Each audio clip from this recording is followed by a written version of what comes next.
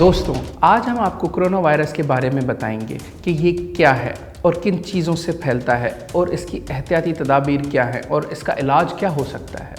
Corona virus की इब्तिदा China के शहर वुहान से हुई और पूरे चाइना में फैल गई, और जैसे कि चाइनीज़ पूरी दुनिया में फैले हुए हैं, उसकी वजह से काफ़ी और ममालिक में भी तेज़ी से फैल रही है।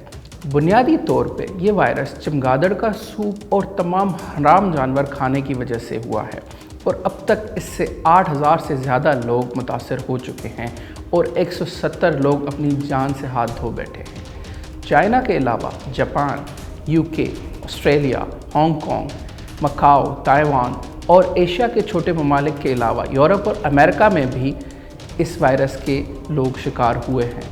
चाइना ने इस वायरस से निपटने के लिए एक स्पेशल हॉस्पिटल भी बना लिया है, जिसमें डॉक्टर्स की पूरी टीम मरीज़ों का इलाज कर रही है, और पूरे चाइना और थाईलैंड समेत और भी ममालिक पे सफरी पाबंदी आयद कर दी गई है। हमारे काफ़ी पाकिस्तानी तलबा जो चाइना में पढ़ रहे हैं, वो भी कोरोना वायरस की वजह से चाइना में फंस गए हैं, जो कि हमारी हुकूमत फ़ैसला नहीं कर पा रही कि उनको वापस भी लाया जाए या नहीं, लेकिन उनके ख़ानदान वाले उनका बेसब्री से इंतज़ार कर रहे हैं। अगर उनको वापस पाकिस्तान लाया जाता है तो वायरस फैलने का खदशा बढ़ जाता है, जिसका अभी तक हमारी हुकूमत के पास भी कोई हल नहीं। अब सवाल ये है कि इंसान को कैसे पता चलेगा कि वो इस वायरस का शिकार है। उसके कुछ निशानियाँ हैं जो हम आपसे शेयर कर रहे हैं, जैसे कि बुखार होना, फ्लू, नज़ला और ज़ुकाम, सर में दर्द, गले का दुखना, लेकिन ये भी काफ़ी और वायरसेस से हो सकती हैं। सो फ़िलहाल सिर्फ इन चीज़ों की वजह से घबराएं नहीं, पर एहतियात ज़रूर करें। आएँ इसके एहतियाती तदाबीर पे बात करते हैं। छींक और खांसी के दौरान रुमाल का इस्तेमाल करें। अपने गले को खुश्क ना रखें, थोड़ा थोड़ा पानी पीते रहें।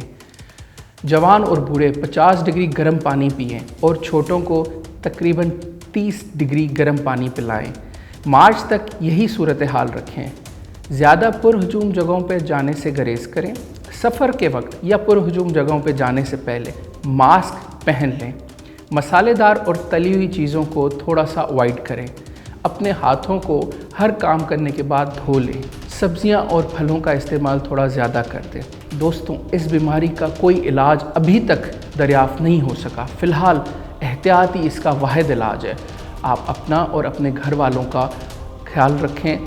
अल्लाह पाक हम सबको इस वायरस से महफूज रखे। अल्लाह हाफ़िज़।